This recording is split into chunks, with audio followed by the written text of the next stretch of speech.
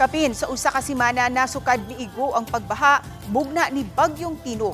Apan padayon gihapon ang clean up drive nga gihimo sa kabarangayang apektado sa Mandawi.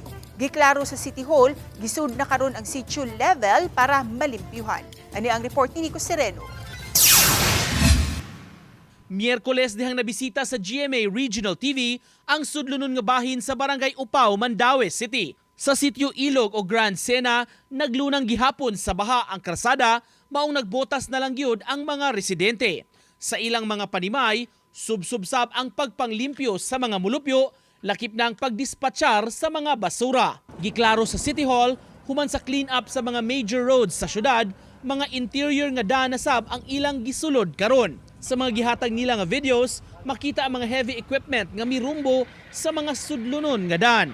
Ang mga tao kibaw naman nga nagkuha ng city sa mga debris, nanghabwa na po sila sa ila nagyong suot sa ilang sitio, silang balay.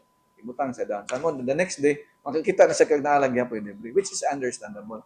Gihimo kining katinawa ni Malig-on kay daw sa daghan gihapon kunog basura sa kadalanan, labi na sa mga nabahaan pag-igo sa bagyo. It's a positive thing in the sense nga gihabwa nila lang basura kay kibaw na sila ang city na pick up.